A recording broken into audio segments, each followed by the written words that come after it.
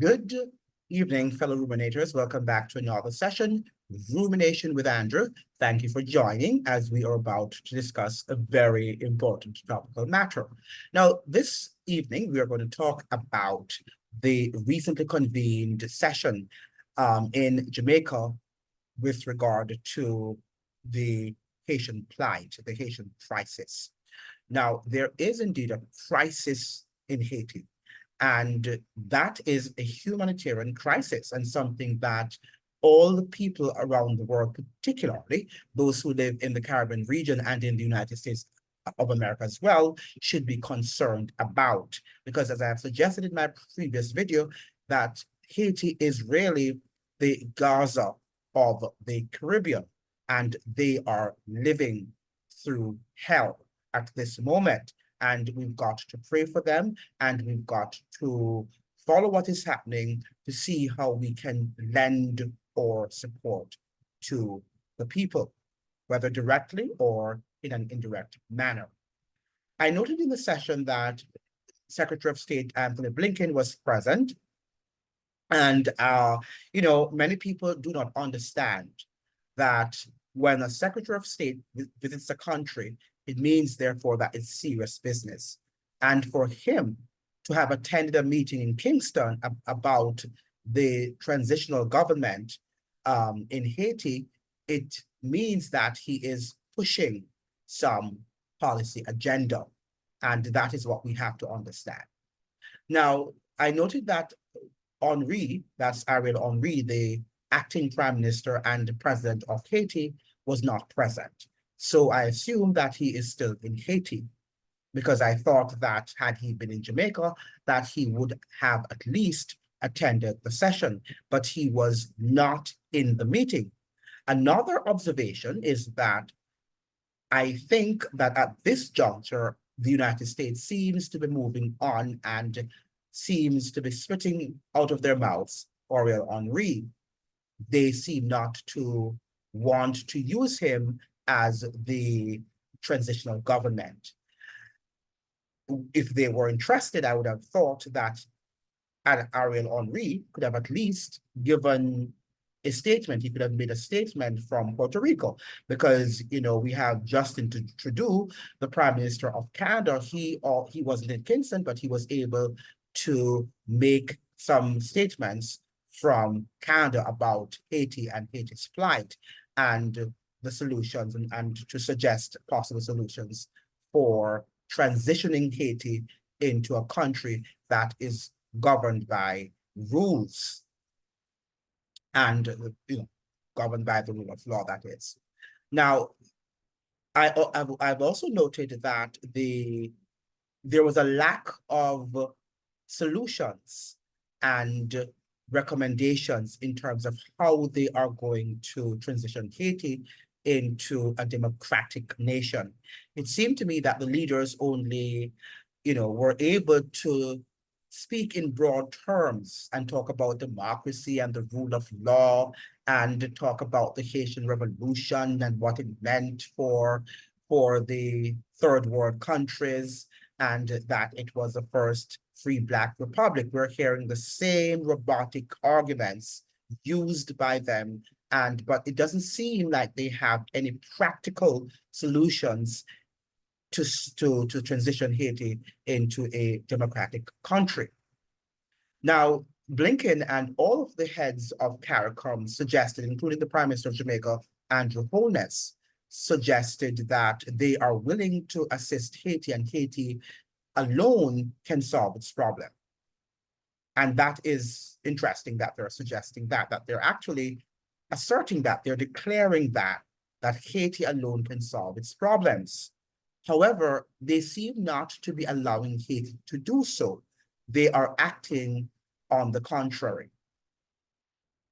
And that is something that is very palpable. That how can you say that they are the only ones who can fix their problems when you are constantly intervening? And another assessment, another observation that I noted, that I was able to, keenly gather, was the fact that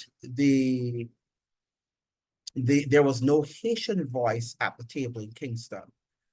There should have at least been an oppositional voice in terms of opposing this US-led coalition, and for them to listen to alternative arguments so that they could arrive at some sort of agreement or consensus. There was no voice, there was no Haitian voice represented at the table. As I suggested before, Ariel Henry was not even present in Kingston this afternoon. So I'm not sure what type of meeting that was. Who is going to be the prime minister? Who is going to be the president? It seems to me that Guy Philip might be the one that the United States is currently looking at and willing to use to be that character, that actor to transition Haiti into the democratic nation that the US is actually demanding of it to be. Now, we know that is democracy according to their interests, right? On their terms, but it's not democracy in the true sense of the word. And that is what you've got to understand. One of the things that is alarming, however, is the fact that many of our Caribbean natives are not understanding, they do not understand the role of imperialism on Haiti's lack of development. They simply do not understand that. And they think that Haiti is in charge of its own affairs. The same thing is true of other Caribbean countries like Jamaica and the members of CARICOM. They think that CARICOM has this sort of power that it can wield over the United States, and it should be able to deal with the Haitian crisis because, you know, Haiti is a bona fide member of CARICOM, that's the Caribbean community. However, CARICOM does not run the show. And how many times have I got to remind you about this fact? CARICOM does not run the show. In fact, they are puppets of US imperialism, the US imperial apparatus. And it's time for us to understand that. It's time for us to grasp that. Because if we do not begin with that premise, or from that premise, then we are not going to understand the realities on the ground.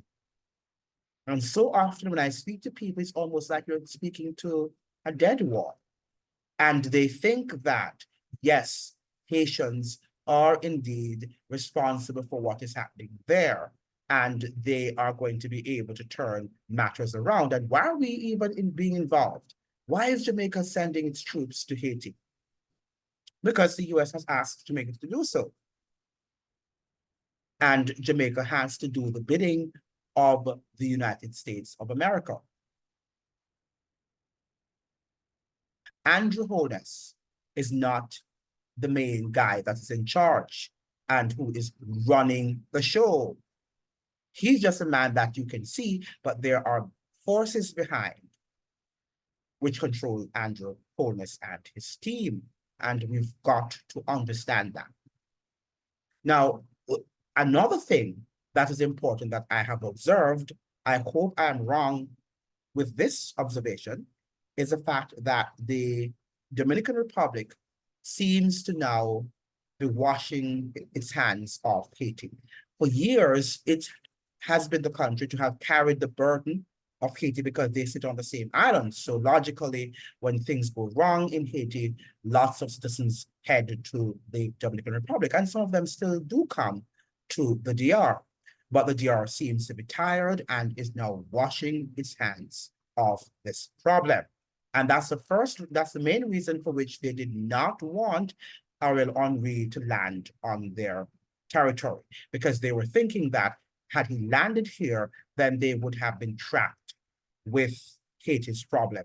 And who to tell, maybe the meeting that was recently held in Kingston, that was convened in Kingston today, had Ariel Henry landed here, the meeting might have been held here in Santo Domingo. I'm not sure. Don't quote me. I'm not saying that it would have been held.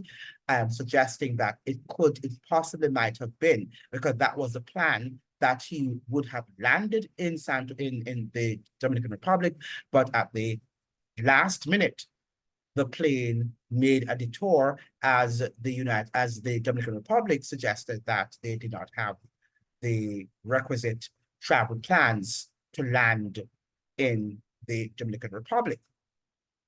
So it seems to me now that Jamaica is now the country among other CARICOM members who will now take on the problem of Haiti, including lots of migrants and people who are going to seek asylum. And there are lots of debates in Jamaica about the implications of many Haitians flocking to the shores of that Caribbean nation. Now, that is something interesting, and I would like to show you a video that was broadcast yesterday on TVJ, on Television Jamaica, and the title of the video was Haitians Denied Asylum, the Appeal Process. So let's listen to this and see whether or not, we are heading for a disastrous times, especially as far as Jamaica is concerned, the fact that, Jamaica is already experiencing high homicide rates and has problems, has other socioeconomic problems. I really wonder how it's going to be able to solve the problem with the Haitians. But let us look carefully or listen carefully what, I should say, on what the presenter here is saying, he and his guests. Let me get this out. Jamaica has denied asylum to the 37 Haitian migrants who arrived in Jamaica by boat in July last year. The Haitians were handed the rejection letters last Tuesday, February 27. Their attorney and founder of the Freedom Imaginaries Human Rights Group, Melanie Alain, will be appealing the government's decision. She's actually in Haiti right now and joins us via Zoom to discuss the process. Good morning, Melanie. How are you? Welcome to Smile. Good morning. Oh, you're actually in Jamaica. All right. Well, that's good news. And you should be in studio with us if you're actually in Jamaica. The government of Jamaica, do they not have the right to decide who comes to the country, who stays in the country, and who doesn't stay in the country? Don't they have that right? So, yes, but remember, every decision that any state organ takes must be in strict adherence with, the Constitution and the rule of law, and with international law obligations. And those obligations are very clear when it comes to migrants seeking refuge at your shores. And this might be taking it somewhere else, but you keep hearing about the drugs for guns and things coming from different countries. And some of the reasons given is because we think some of these people who come in might not be the kind of person, the kind of people we want in our country. Is that a good argument or no? Well, every country across the world will have to make decisions in times of crisis and intense and complex security issues. I mean, we have Israel with what they would say is, they are taking actions in self-defense, but in reality, they're, killing babies. In Jamaica, we're saying that, Haitians are coming to Jamaica and there's this concern about drugs for guns. But at the same time, every decision and every action must be in compliance with the Constitution. It must be in accordance with the rule of law. And so while I understand the security concerns, we have a constitution and we have international law, and all actions of the state must comply with those laws. And so what I would say to the government is, I think there is a solution where we can balance between security interests and, the fundamental obligation to respect human rights, and find a solution that does not compromise the Constitution and that does not erode the rule of law.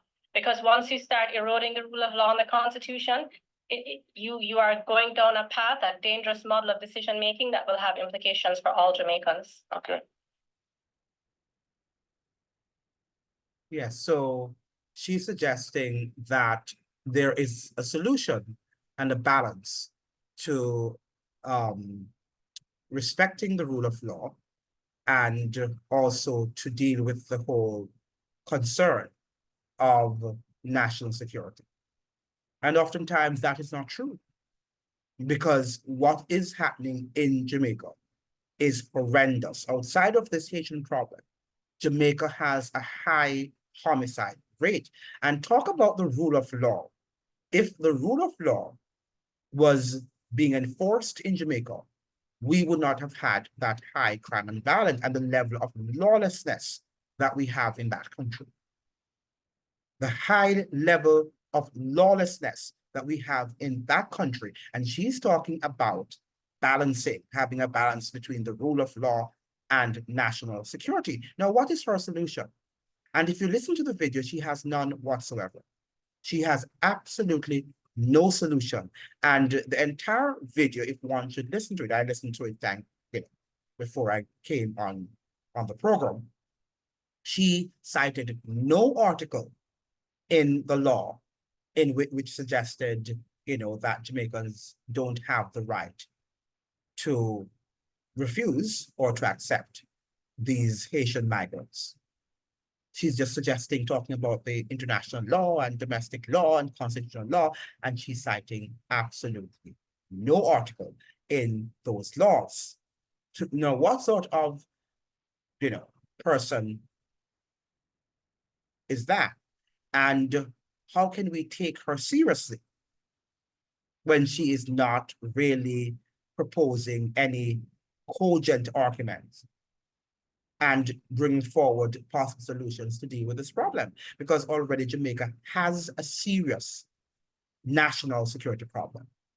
So I just thought, in light of what was happening tonight, what I watched on the session held in Kingston, that meeting was poorly planned and that there was no solution based on what I saw for the Haitian problem rather.